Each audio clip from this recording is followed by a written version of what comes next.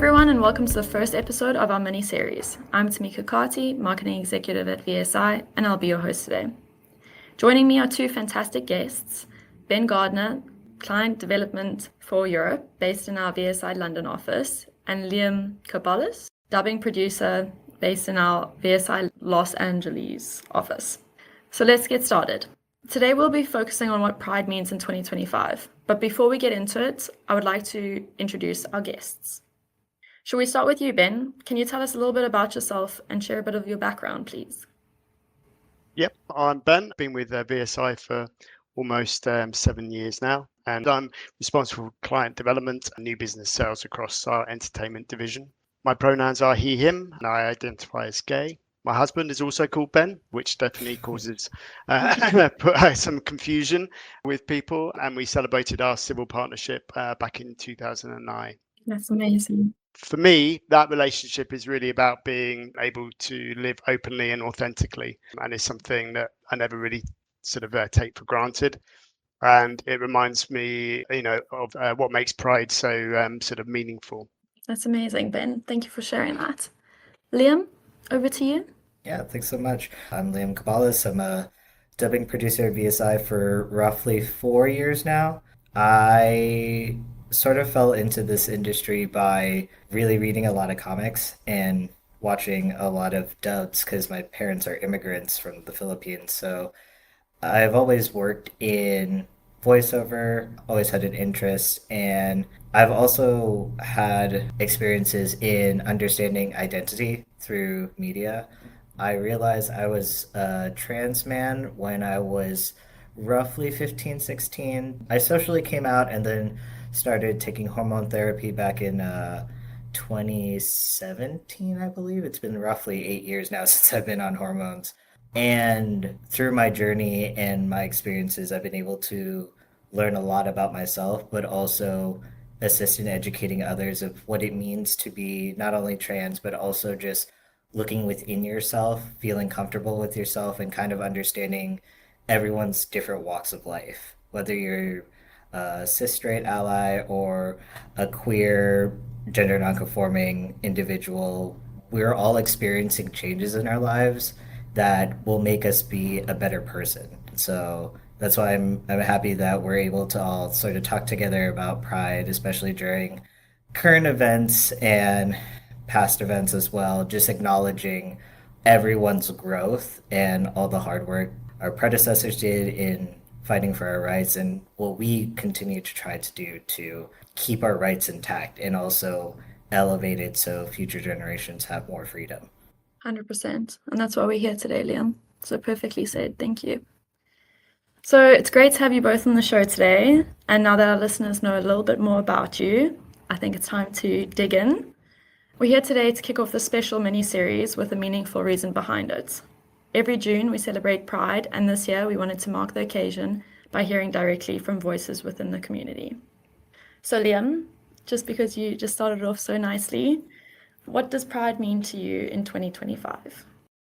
I think Pride has always meant to me a form of resistance and growth. Every year, our community is striving to fight for equal rights, just as any straight person would have. Right now, it's even more pivotal, especially in America, given that there's a lot of laws that are restricting trans rights. There are people getting their documents changed without their consent. Their other names, or another term, dead names, are being brought back after years of paperwork and official government statements, and having that all be undone before our eyes just because someone doesn't really view us as people is very disheartening.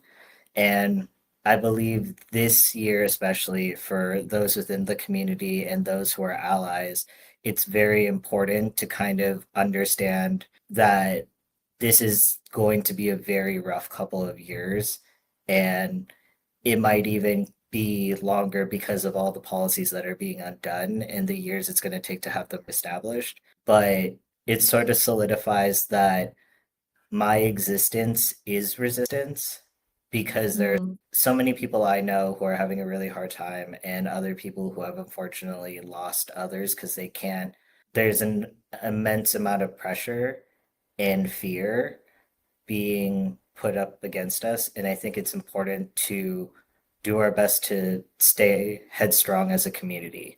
Because at the end of the day, that's the whole point of Pride is for us to connect with everyone, to know that you are not alone. Your existence is beautiful and that it's worth fighting for because you have a reason to live.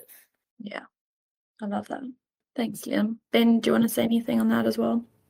It's important, I think, to recognize that I come with a slightly different sort of lived experience and some privilege as as a cisgendered gay man. Because for me, Pride has been a lot more about the joy, visibility as a community. But then I've lived a very privileged life as sort of growing up and sort of coming out, and so I've had a better opportunity, I suppose, and access to safe spaces to celebrate, whereas my wider trans community have not had that sort of privilege.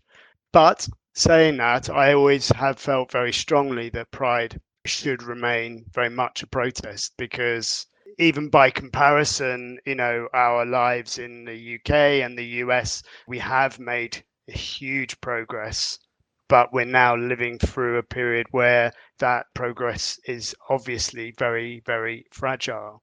And that is happening in front of our eyes in the US, but it could just as easily be happening in the UK if a different party came in. And it is in some ways with, access to the hormones and the right treatments at the right age and stuff. So it is very much our rights are being eroded across the board and globally. So we just need to keep that front of mind. Yeah. If you had to have any hope for the future of what Pride looks like for the next generation, Liam, let's go over to you. What would you want that to look like? I mean, my hope would still be for future generations to sort of honor what Pride has been, which is a protest just for inclusivity and equality, but also more in the sense of what Ben was saying, that like people can sort of celebrate more and not have to keep fighting every year. More of this is a safe space where we could all proudly live our truths amongst like those within the community and allies rather than it being sort of like, oh, you only have June. It's sort of June is obviously a special occasion. There's a lot of history within June, but more so just Yeah. being like you don't stop being queer or any form of LGBTQ once June is over. We get our moment in the spotlight because we are so ostracized and just like oppressed that this is more of like this is a celebration of you made it halfway through the year, through the whole year, and we love that you're still here with us. I like that perspective. Ben, do you want to say anything on that? Yeah, I think for me, I just want to make sure that we keep asking ourselves who isn't here, who doesn't feel safe, and how can we do it better? Because that sadly is a constant for various reasons, whether that be political pressures, social pressures, personal circumstances. And whilst we keep asking ourselves those questions, hopefully we're doing right by future generations. Yeah. 100%. It's a scary world out there. And we just want everyone to be safe and to be able to be themselves. And I know we briefly touched on it now about the protests and everything, but how do you think Pride has evolved from its origins being the protest into the way it's like celebrated today as more of a parade? Ben, do you want to give that one a go or? Yeah, I mean, I love in many ways how it has evolved. I love the fact that the energy and the joy that is brought to a lot of the parade and the events. And I also love that it's become a lot more inclusive in terms of it's a safe space for families to attend, which, let's face it, that it wouldn't be the case many years ago. But for us, certainly, we're in the countries that we live in, you do see a lot of families, straight families, queer families. So that is wonderful and that's very powerful. But I do feel it's become overly commercialized. I agree. Mm, It's all about the big brands. It's all about marketing, and we've lost the meaning along the way. And we need to keep room for celebration, but we also need to have reflection. And I think that's where the mix has gone awry. And the fast of it is that you're seeing that this year now because a lot of big brands have pulled their funding for prides, and therefore the number of prides happening are reducing because the money isn't there. And that shouldn't be happening. We shouldn't have been relying on these big pots of cash because ultimately that mm, is not what it's Yeah, about. I agree with you, Ben. So that's how I feel. Just to jump in, I think like it has been something that I've noticed, especially as I got older. The first Pride I ever went to was back in Chicago, and I remember they like closed down a good block or so, just filled with like vendors, people dressed up in drag. There were like events for like drag offs and like places to sign up for healthcare and just like proper outlets for like name transitioning. It wasn't so much a big commercialized conglomerate, but when I moved from Chicago to LA, I noticed that a lot of the pride marches were featuring obviously like some local queer clubs like the Gay Men's Choir. There are some other organizations that also are nonprofit, but then I would see like Target folks walking down parading. And I don't know if you know so much about all the scandals with that of them pulling back on their Pride collection last minute because of threats. And having worked at Target at one point, knowing there are other queer folks that work at Target, it's very yeah, off-putting to have that happen and then be asked, "Oh, since you're queer, would you want to volunteer in this like march?" When you just recently took away like a bunch of queer artists' way of publicizing themselves and like promoting their work. So it is sort of the disheartening thing, as Ben mentioned. A part of me is like glad that these companies are pulling out because it just shows their true colors in a sense. I mean, you could especially see that when you yeah, like logged on LinkedIn or Facebook. You see all the corporate rainbow flags suddenly like come up, and then once June's over, it's like, oh, it's all black and white again. yeah. The rainbow washing. Yeah, so true. And in your view, Liam, what do you think has been the most significant change in how Pride has been organized or perceived over the years? Like, I know you now mentioned the resources they had at the one Pride parade, like versus the other. So, yeah, what are your thoughts on that? This is also like depending on location to location. I think Yeah. Chicago has their own very specific community. We have, I remember in my college, like we had for orientation, they called it the Gayborhood Walk. So all freshmen Okay. who were LGBTQ in the community were kind of given a tour around Chicago of like safe queer spots of like bookstores, bars, restaurants, a place called Howard Brown that would help you with like your medication. And I think having been out here in California for 5 years, there's probably sources like that. Like there's LGBTQ Center. I think the thing with California is that it's such a large state. So it's like everyone's kind of like spread out, which kind of makes it Yeah. more important to have really strong, level headed queer folks who lead these nonprofits and like really put their foot down and making this more streamlined and making this more open to the people. Like Ben said, like Yeah. having accessibility and inclusivity is a big factor. And I feel like COVID kind of also showed that. I have friends who they aren't physically able to like march in these protests, and not all roads are great for those in like wheelchairs or those electric mobility chairs. So there are other ways to celebrate Pride that isn't just the parade. There are other either online community forums through your local LGBTQ center that you could join, like groups and stuff like that. There are even like queer themed markets, at least here, I don't know over by you guys, but I lose so much money in June supporting other queer artists and seeing all their work. I think the evolution in organizing that is that there is no one way to do it. There are many ways to do it. Obviously, people do love a parade, it is fun, but queer people are everywhere and they're doing all sorts of things. So it's not too hard to kind of figure out how best to support them and how best to kind of uplift what they are doing. Yeah. And I think a big pull does come from the community, like you said, with people being everywhere and like having that knowledge to share. Yeah.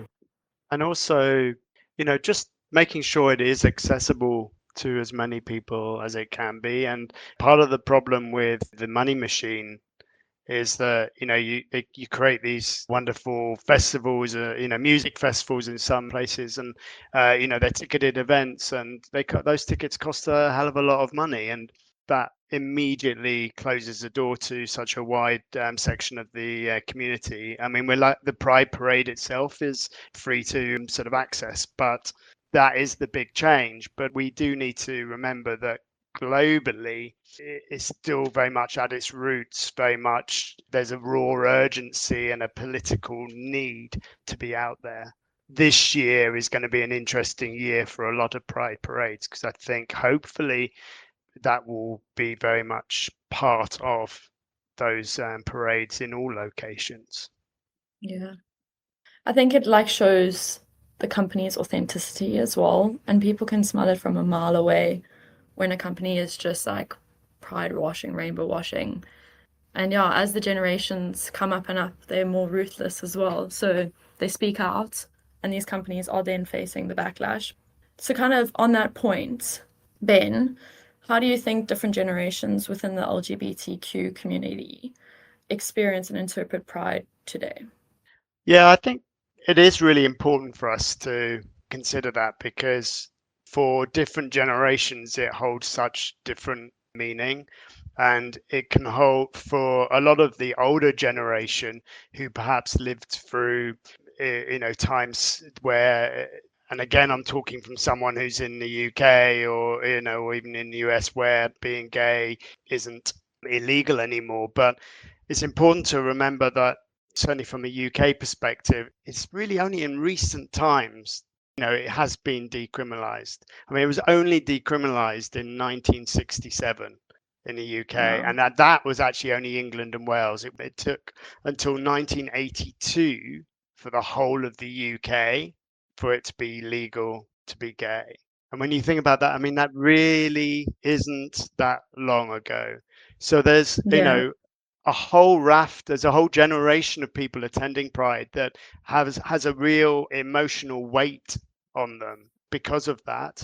And then you've got the whole period of HIV and AIDS Yep. era as well, where we were all living with a real fear that we could die at any time, and people did. So we lost hundreds of thousands of friends and family, and so it really is important to remember that it will hold those different weight of sort of feeling. And fortunately, there is a whole swathe of younger generation that are coming into it with a different lived experience. But we really mustn't forget that. Yeah, definitely.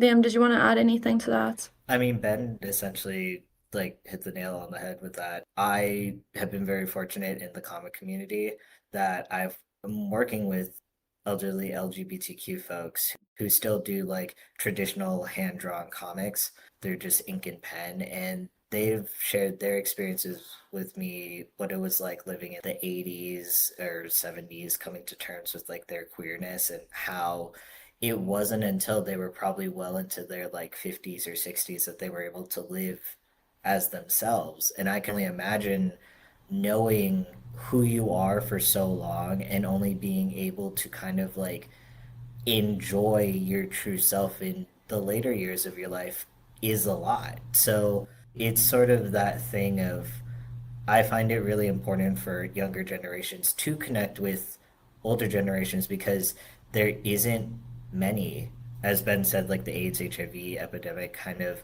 unfortunately took a lot of lives. And I think like to meet an older queer person is such a privilege and an honor in a way because they have a different experience that's important to understand and uphold because that's history right there. And I think it's important to understand like this wasn't so long ago that these people are still alive and you could still talk to them if you're willing and like able to have that conversation. I highly encourage it. Yeah. Despite all of that, it is really important to recognize that, the one thing that hasn't changed, I don't think, is that Pride, it offers a space to find your chosen family, and that's a term that we use within the queer community. And it's a space to find your identity and find hope. There is a lot of weight and emotional weight and negativity perhaps there, but there is also a lot of positivity that hopefully that essentially won't ever change. Hopefully. And Liam, just speaking on, you said you work with people part of the LGBTQ plus community within comics. I just want to kind of chat about within the localization industry. How well do you think the localization industry represent the LGBTQ plus community? I mean, I could only speak for on the US side, but I think we're very privileged that we have such a diverse pool where there have been times where we work on shows and they ask for sort of like a gender nonconforming person. We have a healthy list of individuals who could fill that role. And we're striving to do more than just that. I think right now the conversation is sort of okay, we have all these queer LGBTQ AI plus folks, but are we going to keep them sort of boxed in this corner of like, oh, you can only voice queer people because you're queer, Mm, or giving them the right to also dub other roles that yeah, doesn't fit that box? And I think that's like it is important to have representation, but it's also important to acknowledge we can't just make them a one trick pony. They are people with like bigger backgrounds. I know there's also a push for like people of color to like voice appropriately those ethnicities, like Asian American folks voicing Asian characters or on Asian content and Latinx people as well. But some of them are also queer. So it's like they can fill other criteria. One identity doesn't triumph over another. That's the complexity of it. It's like they're all combined. You can't separate yourself into a binary ethnicity or sexuality. They're all you. That's also the interesting conversation about pride is like knowing who belongs, and really the point of pride is everyone belongs. yeah, 100%. Yeah. And I think, we're quite lucky working at VSI because we know that, we do very much, our story is about honoring the original content and the original characters and displaying them as, authentically as we can in their target markets. Is that being done by all localization companies? I would perhaps say it's not. And I think there really does need to be a continued drive to get those new queer voices heard, encourage queer voices to get into the business and to find their voice, really, because there has been a big drive in recent years, but we need that momentum to stick.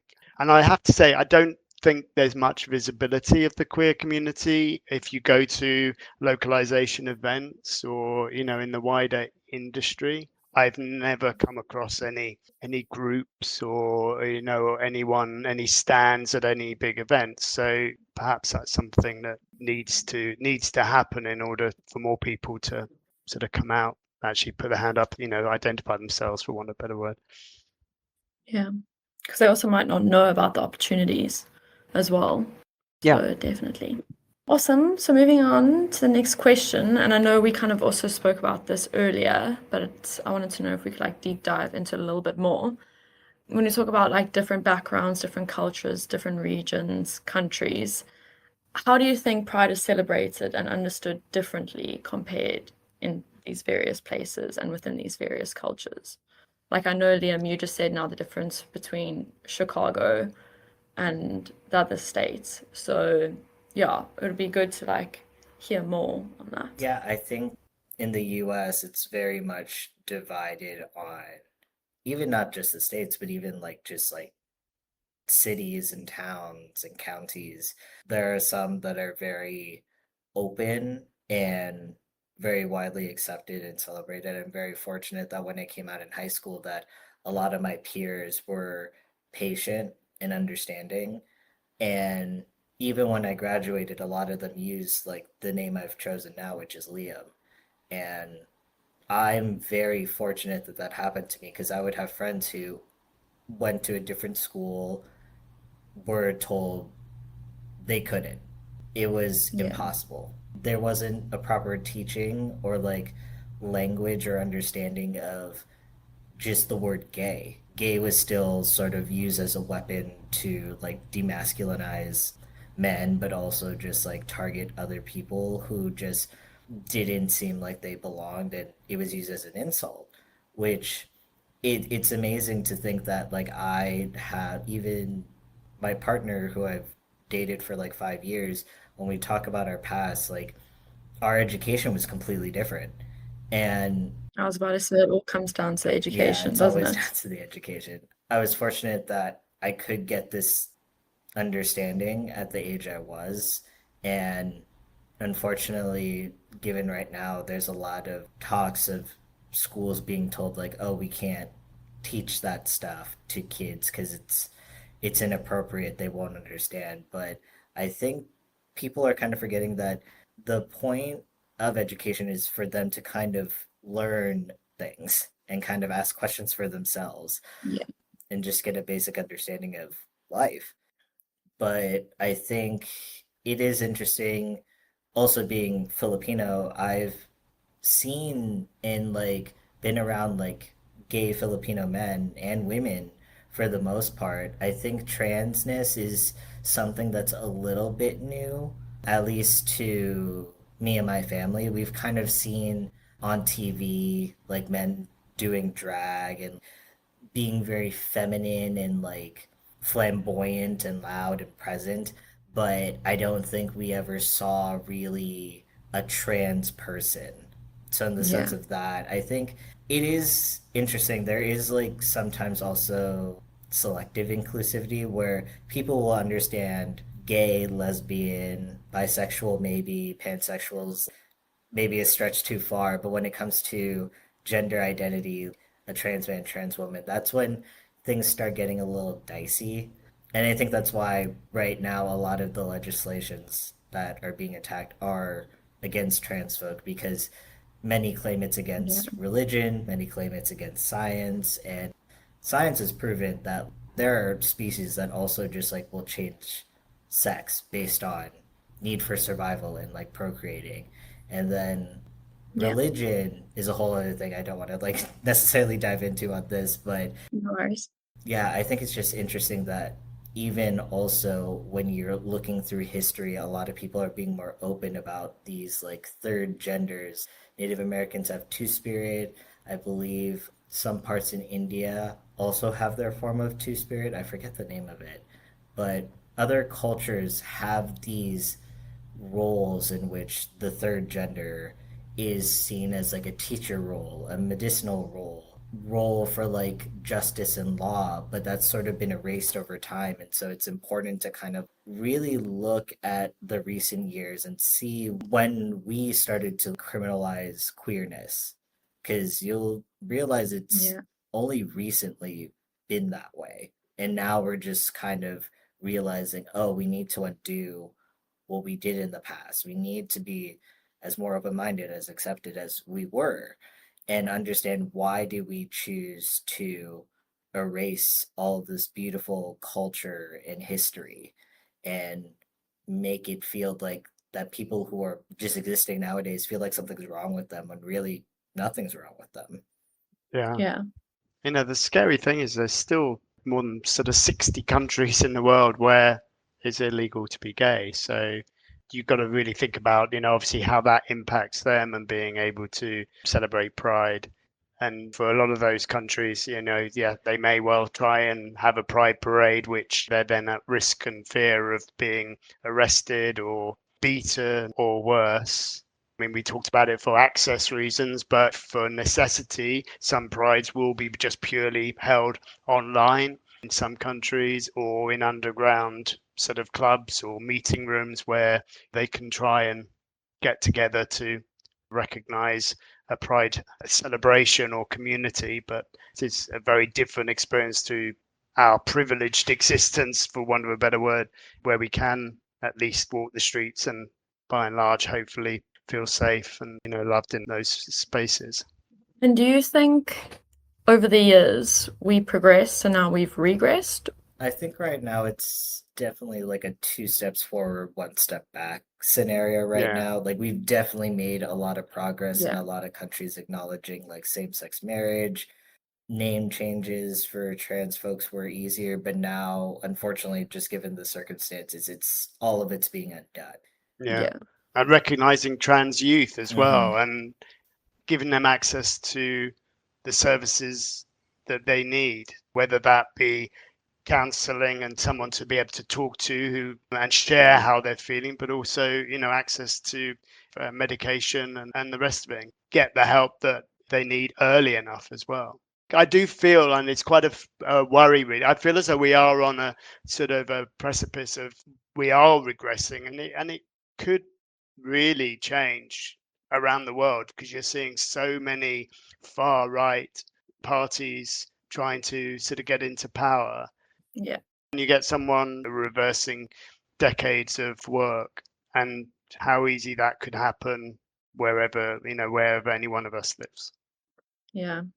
It's awful that something like that, like one person can just change so many lives just by that signing a piece of paper. I think that's also kind of the same for just queer folks in general. I feel like I've been very fortunate that the queer community has been very open and loving. I know that sometimes there can be some infighting when transness, bisexuality, asexuality are kind of thrown in. But I think it's always that knowing you have at least one person in your corner already changes someone's life, gives them sort of an understanding of like, there's nothing wrong with me. Because I think the thing that's happening right now is they're trying to make it so that way future generations go back to how it was, where it's like, oh, there's something wrong with me. I shouldn't be thinking these things. When really, it's like I said earlier, where it's like, I think it's important, not just within the trans community, but also like people in general, to sort of dig deeper and understand like, why do I think this way? Why should I only love, if I'm a man, why should I only love women? Why can't I love a man? Why is it just a man and a woman? Why can't there be more? Why can't I be neither? There's nothing wrong with learning more about yourself. And who's to say that that will change over time? When I first started understanding my sexuality, I thought I was a lesbian.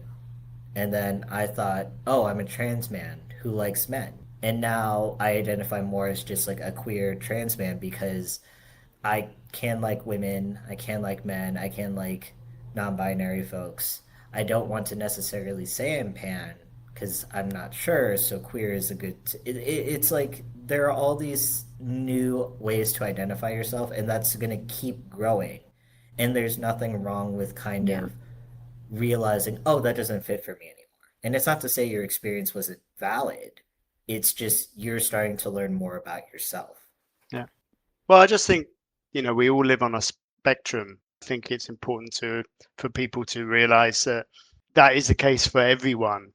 Now, for some people, that spectrum will be very fixed at a certain point and remain so for the whole of their lives. And for others, that might evolve and change. And there's nothing wrong with that. That's us as humans, and we should celebrate that. Yeah. And that actually leads me nicely into my next question. And this is also going to close this off. So, open to both of you. What gives you hope for the future of the LGBTQ plus community for the rights and visibility? Yeah, I could go. This is more looking at like me and my friends and like the people I'm grateful to be around is that we are so vocal and stubborn. We know what we kind of deserve because we have gone through so many Yeah. hardships and we know we're going to keep going through hardships. And there's a level of empathy in that we are kind of just done, where we're not standing for anything less than we know we kind of deserve. And I'm not saying like, oh, we deserve all these big roles and like doing all these things. It's more just like we deserve to be able to walk down the street holding hands with our loved ones. We should be able to start a family, whether it's adoption or other forms of ways. We should be able to see each other in the hospital, like having the same rights as a married couple, straight married couple would. Yeah. We definitely are tired and we're exhausted, but we are so stubborn and vigorous that we will keep fighting with the people around us, with allies, even if it's just like me standing on a soapbox just screaming how proud I am to be who I am, which I have done in various other panels I've experienced where I think the goal is to just not give up hope. And I think by Yeah. doing that, a lot of us within the community are more so looking after ourselves rather than sort of telling people so much of how to be a good ally. Because I feel like the internet and just like basic human empathy just shows the easiest way is to just treat them like a person. There's nothing different. Yeah. I had a friend tell me the best way they explained queerness was think of it as a level of spice meter. Like some people like really spicy stuff, other people don't. And there's nothing wrong Yeah. with that. Everyone likes food, but some people just don't like spicy food. So, A nice analogy. Yeah, like that. Yeah, I agree with what you're saying, really. I mean, I think the thing that gives me hope is that, as you say, the younger generation are not afraid to raise their voice. And I think, they are encouraging sort of conversation around subjects that previously weren't, safe to have or people didn't want to have. And also, I do think they are living a more fluid existence and not so binary in the way that they view themselves. And for a lot of them, it's also not really a massive issue to have to come out as such because they are who they are. And, we have an acronym for a reason, but we've spent decades really only focusing on the G or the L and maybe the B, but they are embracing the whole alphabet and making sure that each single one of those letters gets a voice. I think that is beautiful to see, really, but is also really, really important. Yeah. And I know, Liam, you now said hope was a word that's quite significant for you. If you had to choose one word to describe what pride means to you, would you choose hope or would you give another one? like, I would want to say hope, but I feel like pride will always stand for resistance for me. Just knowing that, like, Love that. no matter what's thrown at my way, the fact that I'm still standing here today is resistance in who I am and what I believe. Yeah, love that. And Ben, yourself? Actually, well, mine begins with R as well, but mine's resilience. Nice. It recognizes the struggles, but it also recognizes the joy that we've created despite those struggles. And it just reminds us of the need to be visible and to be proud of us as a community as a whole. Yeah. Resistance and resilience. Two very strong words. I love it. Well, thank you, Ben and Liam, for joining us today and sharing your thoughts on pride. It's been a real pleasure to have you both on today's episode and just to hear your guys' thoughts and opinions and to have your say in this meaningful conversation. So thank you so much course, for your thank time you. today. Thank you. To all our listeners, stay tuned for episode 2 of our mini-series where we'll be diving into the topics of showing up authentically at work.